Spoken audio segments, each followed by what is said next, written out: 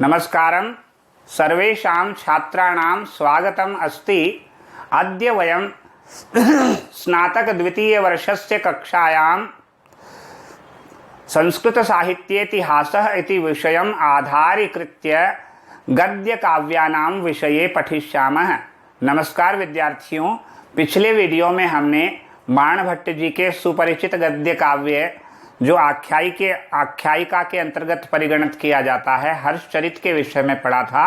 आज हम कादंबरी के विषय में पढ़ेंगे। यह कवि कल्पित कथानक पर आश्रित होने के कारण कथा नामक गद्य काव्य है। देखिए, कथा और आख्यायिका गद्य काव्य के दो भेद हैं।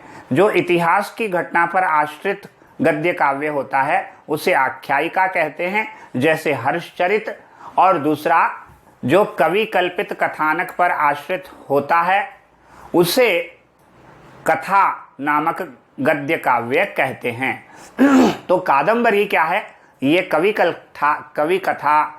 कल्पित कथा पर आश्रित होने के कारण इसे कथा कहा गया है। उच्छ्वास अथवा अध्याय आदि में इसका विभाजन नहीं किया गया है। पूरी कथा का 2/3 भाग ही बाण ने लिखा, इसका 1/3 भाग उनके पुत्र ने लिखकर जोड़ा, जो अपने पिता के अपूर्ण ग्रंथ से दुखी था।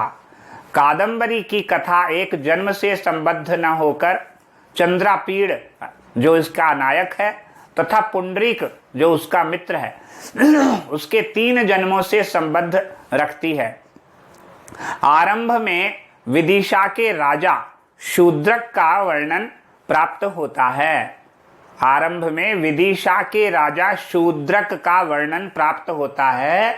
शूद्रक की राजसभा में चांडाल कन्या एक वैशंपायन नामक एक मेधावी तोते को लेकर आती है और उन्हें बताती है कि यह तोता अत्यंत कुशाग्र बुद्धि है। यह तोता राजा को अपने जन्म और जाबाली के आश्रम में पहुंचने का वृत्तांत सुनाता है। जाबाली के आश्रम में वह कैसे पहुंचा और ये अपने जन्म का भी वर्णन बताता है और जाबाली के आश्रम में पहुंचने का भी वर्णन वह स्वयं तोता अपने मुख से राजा को बताता है। जाबाली ने तोते को उसके पूर्व जन्म की कथा सुनाई थी। तदनुसार राजा चंद्रापीड़ और उसके मित्र वैशंपायन की कथा आती है। तोते की कथा के पश्चात ये चंद्रापीड़ और उसके मित्र वैशंपायन की कथा आती है। चंद्रापीड़ दिग्विजय के प्रसंग में हिमालय में जाता है, जहां अच्छोद सरोवर के निकट महाश्वेता के अलौकिक संगीत से आकृष्ट होता है। वहां कादंबरी से भी उसकी भेंट होती है और वह उसके प्रति आसक्त हो जाता है, कादंबरी के प्रति। फिर इसके पश्चात महाश्वेता भी अपनी एक कथा सुनाती है। महाश्वेता एक तपस्वी कुमार जिसका नाम पुंडरीक है, उस पुंडरीक के साथ अपने अधूरे प्रेम की कहानी सुनाती है। उसी समय, जिस समय ये कथा उनको सुना रही होती है, कथा समाप्त हो जाती है महाश्वेता की, उसी समय चंद्रापीड़ अपने पिता जिनका नाम है तारापीड़, अपने पिता तारापीड़ के द्वारा उज्जैन बुला लिया जाता है। तो दोनों उज्जैन जाते हैं, किंतु वह वियोगजन्य व्यथा से पीड़ित रहता है। कौन? वियोगजन्य व्यथा से पीड़ित रहता है चंद्रापीड़। किंतु पत्र लेखा से कादंबरी का समाचार सुनकर वह प्रसन्न हो जाता है। पत्र लेखा से कादंबरी का समाचार सुनकर वह प्रसन्न हो जाता है। यहीं पर बाणभट्ट जी के द्वारा लिखी गई कादंबरी समाप्त हो जाती है, क्योंकि कादंबरी कथा अपूर्ण रह गई, क्योंकि बाणभट्ट जी की मृत्यु होने के कारण ये कथा यहीं पर समाप्त हो जाती है। इसके बाद की कथा महाश्वेता वैशंपायन को तोता बन जाने का शाप देती है। महाश्वेता वैशंपायन को तोता बन जाने का शाप देती है। यह वैशंपायन चंद्रापीड़ का मित्र वही है। शाप के बाद वह मर जाता है। जो है यह वैशंपायन चंद्रापीड़ का मित्र है। शाप के बाद वह मर जाता है तोता बनकर।